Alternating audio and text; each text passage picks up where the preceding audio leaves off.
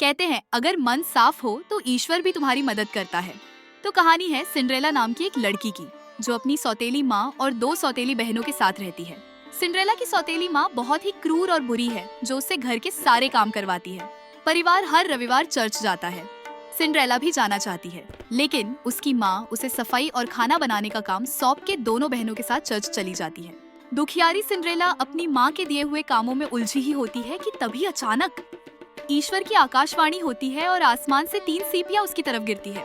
हर CP में एक सुंदर पोशाक होती है।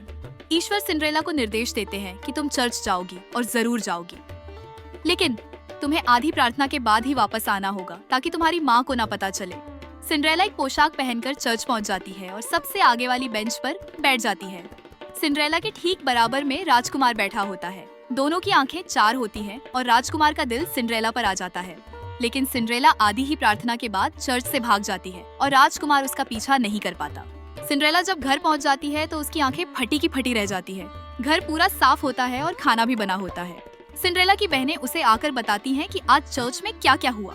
सिंड्रेला बस मुस्कुरा देती है और फिर से अपनी सौतेली माँ के दिए हुए कामों में लग जाती है। अगले रविवार फिर वही सब दोबारा होता है और सिंड्रेला छुपकर चर्च पहुंच जाती है।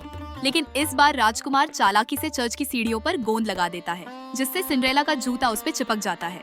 राजकुमार अपने घोड़े पर बैठकर पूरे प्रांत में घूमता है और ऐलान कर देता है कि जिस भी लड़की के पैर में ये जूता फिट आ जाएगा वो उससे शादी कर लेगा। ये सुनकर जालिम माँ सिंड्रेला को छुपा देती है और अपनी दोनों बेटियों को जूता पहनने के लिए कहती है, मगर उनके पैरों में जूता नहीं आता। इतने में घर का पालतू मुर्गा चिल्ला चिल्ला कर कहता है कि वो सुंदर लड़की टब के नीचे है। राजकुमार सब कुछ सुन लेता है और सिंड्रेला को टब से बाहर निकालकर जूता पहनाता है। सिंड्रेला के पैरों में जूता एकदम फिट आता है और राजकुमार उससे शादी कर लेता है।